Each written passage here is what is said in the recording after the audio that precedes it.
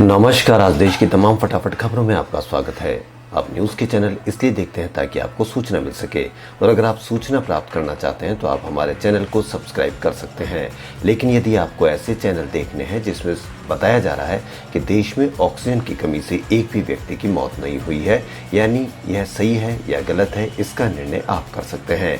जिसने भी ऐसा माहौल, ऐसा मामला भुगता हो तो वो आप देख सकते हैं। और इस तरह से जैसे बढ़ते हुए पेट्रोल की दरों पर, बढ़ते हुए बेरोजगारी पर, ऐसे कई मुद्दे हैं, कई पर्सनल समस्या हैं जिन पर किसी भी टीवी चैनल पर बहस नहीं देख रहे हैं। तो अब आप अंदाज़ा लगा सकते हैं कि इसका किस दिशा में इसको लेकर जाया जा रहा है, आपको लेकर जाया जा रहा है। तो अगर यदि आपको ऐसे चैनल देखने हैं तो आप कोई से भी चैनल देखें, इससे कोई फ़र्क नहीं पड़ता। लेकिन आप अपने बच्चों का, अपना खुद का भविष्य देखें और विश्वास करें कि इससे किसको फ़ायदा हो सकता है, किसको नुकसान हो सकता है। और यदि आपको ऐसे देखकर ये लगता है कि नहीं, अच्छा क्या है, तो आप ऐसे चैनल देखें जिसमें सिर्फ खबरें हों और आपका और आपके बच्चों का, देश का विकास हो सके। तो बढ़ते हैं खबरों की ओर। देश के कई राज्यों में कोरोना के रोजाना के मामले 100 से भी कम होने के बाद स्कूल कॉलेज खोलने का फैसला किया गया है। गुजरात और हरियाणा में तो अध्यापन कार्य पिछले हफ्ते से शुरू भी हो गया है। कई अन्य राज्य भी अगले हफ्ते या अगस्त के पहले सप्ताह से स्कूल कॉलेज और तकनीकी संस्थानों को खोलने की तैयारी कर रहे हैं। ज्यादातर राज्य सरकार ने फिलहाल 50% क्षमता के साथ ही पढ़ाई कराने का निर्णय किया है, यानी किसी छात्र को हफ्ते में 3 दिन ही विद्यालय आना होगा। लेकिन स्कूल आने के लिए अभिभावकों की सहमति अनिवार्य होगी। हरियाणा सरकार ने 9 से 12वीं कक्षा तक के स्कूल तो 16 जुलाई से खुल गए हैं, जबकि 6 से 8वीं क्लास तक के विद्यालय 23 जुलाई से खुलेंगे। मुख्यमंत्री मनोहर लाल खट्टर की सरकार कक्षा 1 से लेकर 5वीं तक के लिए स्कूल खोलने पर भी विचार करेगी। छोटी कक्षाओं के हरियाणा के स्कूलों पर अगले माह फैसला हो सकता है।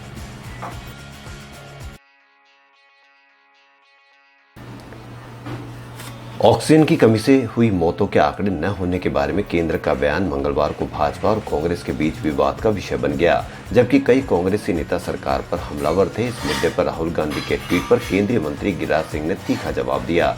दूसरी लहर के दौरान ऑक्सीजन की कमी एक बड़ी समस्या बना। ऑक्सीजन की कमी का अस्पतालों ने सामना किया। देश के कुछ हिस्सों से मरीजों की मौत की सूचना मिली और ये मामला अदालतों तक भी पहुंचा।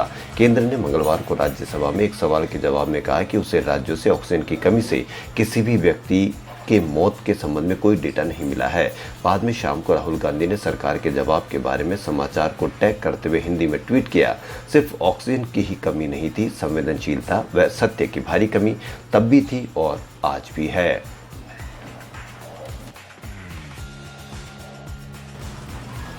क्या कोरोना की दूसरी लहर के दौरान बहुत सारे कोविड मरीज ऑक्सीजन की कमी की वजह से दम तोड़ गए? कांग्रेस सांसद वेणुगोपाल के सवाल का जवाब राज्यसभा में जो लिखित जवाब स्वास्थ्य राज्य मंत्री ने दिया वह हैरान करने वाला है।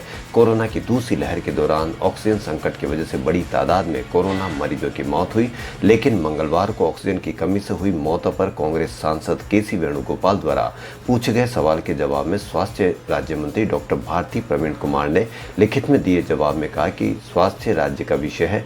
मौत की रिपोर्ट की विस्तृत जानकारी राज्य और केंद्र शासित प्रदेश स्वास्थ्य मंत्रालय को रेगुलर बेसिस पर मुहैया कराती है। राज्य केंद्र शासित प्रदेशों की रिपोर्ट के अनुसार देश में ऑक्सीजन की कमी से एक भी मौत नहीं हुई है। स्वास्थ्य राज्य मंत्री के जवाब से विवाद खड़ा हो गया। हालांकि कोरोना से हुई मौतों पर राज्यसभा में विपक्षी सांसदों के पूछे गए सवालों पर केंद्रीय स्वास्थ्य मंत्री मनसुख मंडाविया ने कहा कि मोदी जी ने कहा कि डेथ रजिस्टर कीजिए, छुपाइए मत, राज्य सरकार को ही मौतें रजिस्टर करनी होती है। यहाँ कहा गया है कि भारत सरकार आंकड़े छुपा रही है, यह गलत है।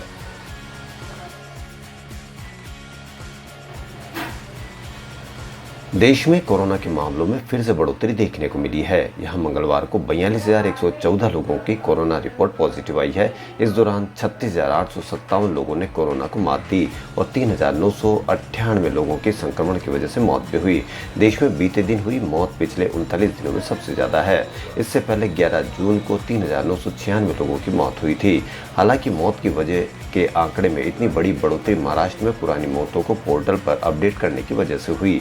यहाँ बीते दिनों कोरोना के 147 मरीजों की मौत हुई, जबकि 3,509 पुरानी मौतों को अपडेट किया गया।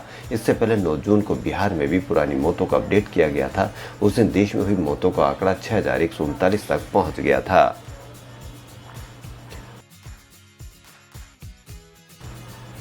राजस्थान के बीकानेर जिले में बुधवार सुबह भूकंप के तेज झटके महसूस किए गए। रिक्टर स्केल पर इसकी तीव्रता 5.3 मापी गई। नेशनल सेंटर फॉर सिस्मोलॉजी के मुताबिक भूकंप सुबह 5:24 पर आया। इसका केंद्र बीकानेर से 343 किलोमीटर पश्चिम उत्तर पश्चिम में 10 किलोमीटर की गहराई पर था। भूकंप से अब तक किसी तरह के नुकसान की कोई खबर नहीं है। राजस्थान से पहले मेघालय में भी भूकंप के झटके महसूस किए गए। यह भूकंप रात में 2:10 पर आया। भूकंप का केंद्र पश्चिम गारो हिल्स बताया गया है। हालांकि यहाँ भी किसी तरह के नुकसान की कोई खबर नहीं है। उधर लेह लद्दाख में भी सुबह 4:57 पर भूकंप के झटके महसूस किए गए। रिक्टर स्केल पर भूकंप की तीव्रता 3.6 मापी गई। यानी राजस्थान से पहले मेघालय लेह लद्दाख में भी धरती कांपी है। हालांकि यहाँ भी किसी तरह का नुकसान की कोई खबर नहीं मिली है।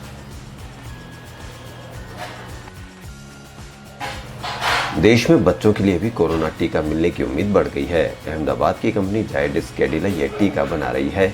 इसे आपात इस्तेमाल की जल्द मंजूरी मिलने की संभावना है। खबरों के अनुसार कंपनी भारत के औषधि महानियंत्रक को इसी सप्ताह टीके की परीक्षण की अतिरिक्त जानकारी सौंपने वाली है। कंपनी ने 12 से 18 साल के बच्चों पर इस टीके के तीनों परीक्षण पूरे कर लिए हैं। पिछले दिनों DCGI ने कंपनी से संबंधित अतिरिक्त डाटा मांगा था, मगर ये संतोषजनक पाया गया तो टीके को आपात इस्तेमाल की अंतिम मंजूरी अगस्त में दी जा सकती है। सितंबर अक्टूबर में यह टीका बाजार में उपलब्ध होने की उम्मीद है। कंपनी ने 1 जुलाई को इस टीके के अनुपात उपयोग की मंजूरी को आवेदन किया था।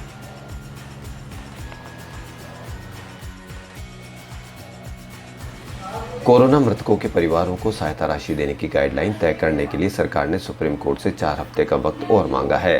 केंद्र की तरफ से मंगलवार को इसकी अर्जी लगाई गई। इससे पहले 30 जून को सुप्रीम कोर्ट ने नेशनल डिजास्टर मैनेजमेंट अथॉरिटी को आदेश दिया था कि 6 हफ्ते में गाइडलाइंस तय की जाए। अब केंद्र ने कहा है कि NDMA इस पर सक्रियता से काम कर रहा है और ये एडवांस स्टेज में है, लेकिन इसे फाइनल करने और लागू करने से पहले गहराई से पड़ताल की जरूरत है। इसके लिए कुछ और समय चाहिए। बता दें कि सुप्रीम कोर्ट के 30 जून के आदेश से 6 हफ्ते अगस्त के मध्य से पूरे हो रहे थे, लेकिन केंद्र के 4 हफ्ते और समय मांगने से यह सितंबर तक जाएगा। सुप्रीम कोर्ट ने 30 जून के फैसले में आदेश भी दिया था कि डेथ सर्टिफिकेट इशू करने और उनमें सुधार करने की प्रक्रिया आसान बनाई जाए। साथ ही कहा था कि जिनकी मौत कोरोना से हुई है उनके सर्टिफिकेट पर यह लिखा होना चाहिए ताकि उनके परिवार वालों को योजनाओं का फायदा मिल सके। सुप्रीम कोर्ट ने 2 अलग-अलग याचिकाओं को लेकर यह फैसला दिया था। ये याचिकाएं वकील दीपक कंसल और गौरव कुमार बंसल की तरफ से दायर की गई थी।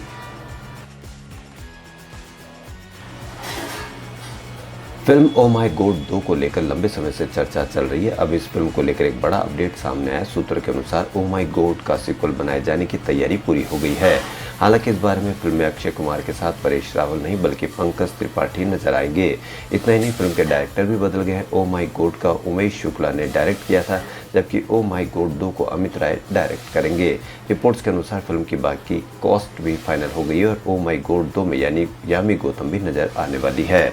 खबरों फिलहाल इतना ही। यदि आपको हमारा चैनल पसंद आए तो लाइक, सब्सक्राइब और शेयर अवश्य करें। धन्यवाद।